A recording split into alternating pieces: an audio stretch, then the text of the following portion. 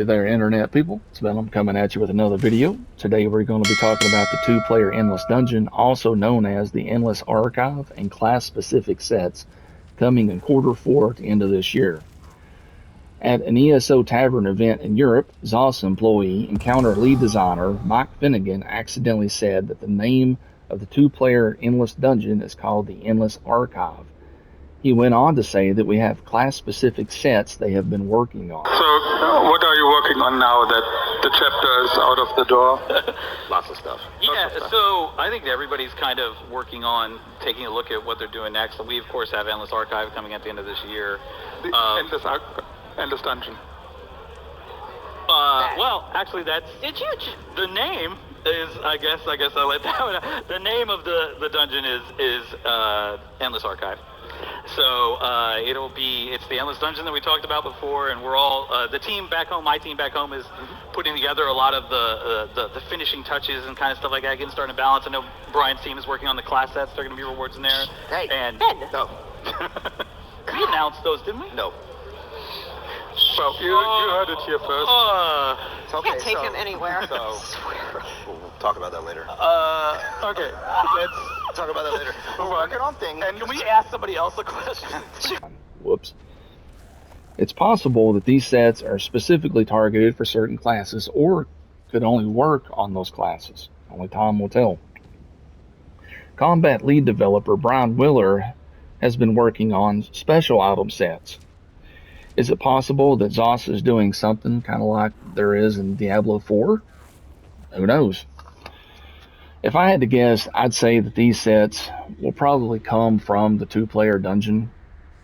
This is also a dungeon you can do as a solo dungeon as well, but this is something that I have been looking forward to. I have sent so many requests to ZOS asking them specifically for a two-player, never-ending dungeon.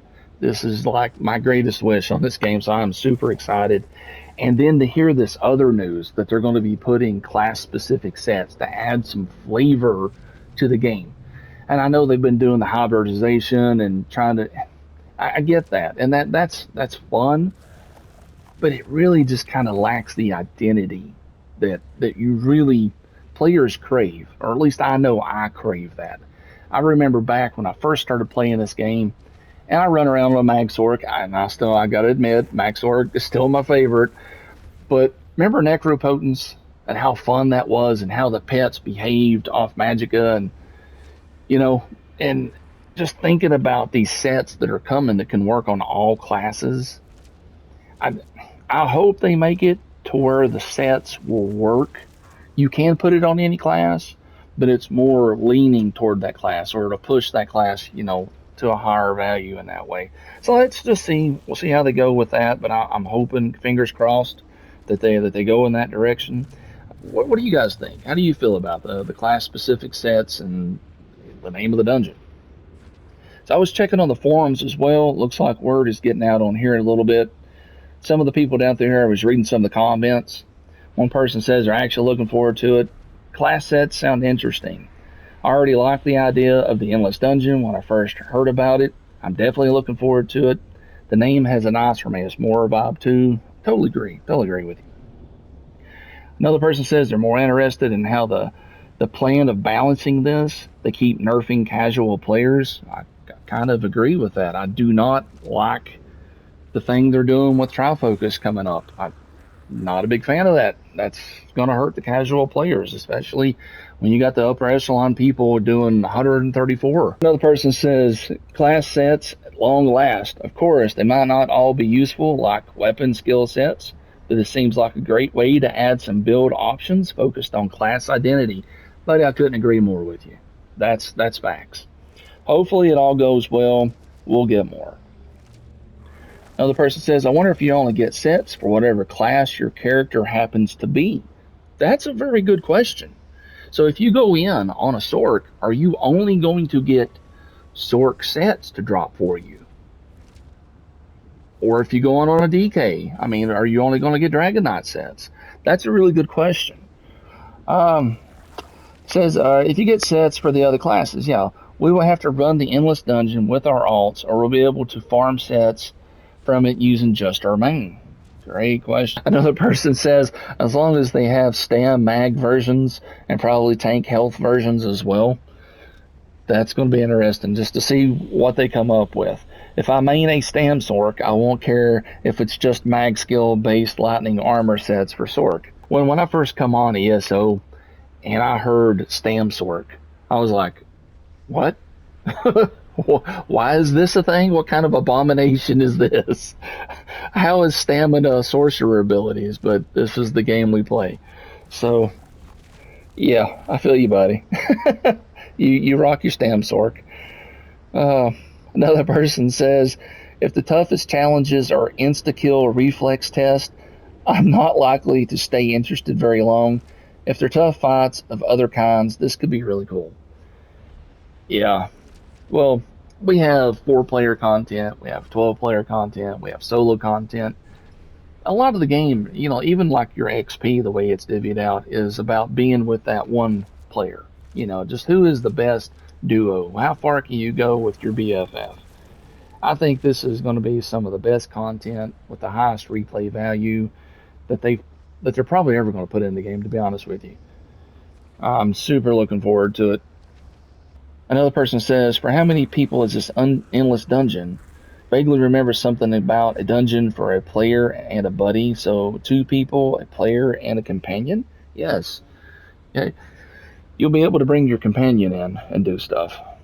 This person down here makes a very good point as well. If you're planning on bringing a companion in to help you in the dungeon, this person says, that's what I remember reading too, hence I don't think this will include mechanics that can't be done by companions, like stepping on plates and stuff. So if they have something that is mechanic based in this 2-player endless dungeon, and your companion's just going to stand there and just look at you like, what do I do, boss? So I don't think we're going to have anything that would involve 2 people hitting switches at the same time. Otherwise, you won't be able to do it. So yeah, they said that you can solo it, or you can do a 2-player version of it. You may have a switch, but it'll be a single switch. It may be a plate, but it'll just be a solo plate, to answer that question.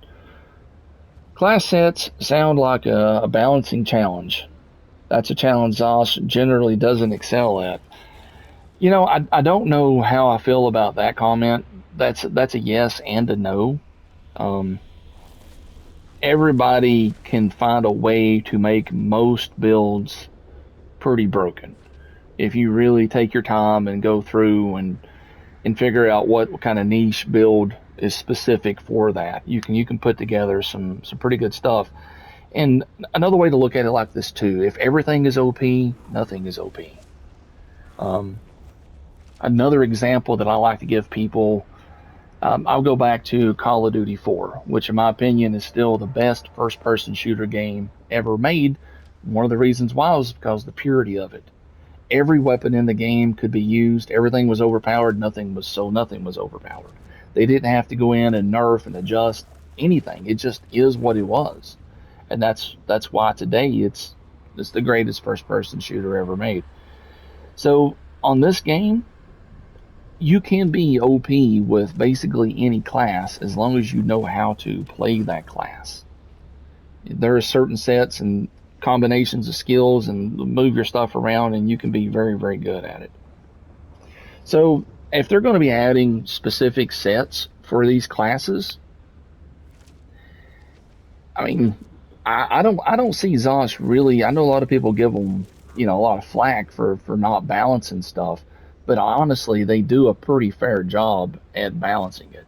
I know I may get some flack from you guys by saying that, but as I go through and I break stuff down and I try to min-max, man, I tell you, there's not a whole big difference between a lot of the other stuff. When you get into like maybe the top 5 sets, if you're trying to go through a character, there's not a big gap between those. Of course, you're going to have some that's on the extreme, from top to bottom. Not everything is going to work in every situation, but there are certain setups you can put on there that's going to excel for your class. So I'm looking forward to this. I think they're going to add some flavor and some much needed change to the game. And I wouldn't sweat it. I wouldn't worry about stuff, about ZOS not balancing it. I think they're going to do a pretty good job at it. I really do. Another person says, I guess the weapon ultimates got the shaft. If we're moving on from class sets now. Anyway, I wonder if the bonuses from these sets are going to be focused around specific skill tree, or if they're going to be based around specific skill line like weapon sets currently are, or if they're going to be adding more than one set for each class. Yeah, that's some good questions, and we'll have to just wait and see what they do on that. While we're talking about it, something else that I would like to see added to the game would be putting racial ultimates in the game. I would like to see stuff like, for example, a wood elf. He could have some kind of crazy nature ultimate, or a high elf could have like an elemental type ultimate, and just right on down the list. I think that would be something for them to look into later on to add some much needed flavor to the game as well. But I'm really on board with the 2-player endless dungeon, the endless archive, and with class specific sets. Super excited, can't wait for Q4 to get here. If you guys enjoy this video, please like, follow, and subscribe, and I'll try to get back to y'all with another one. Later.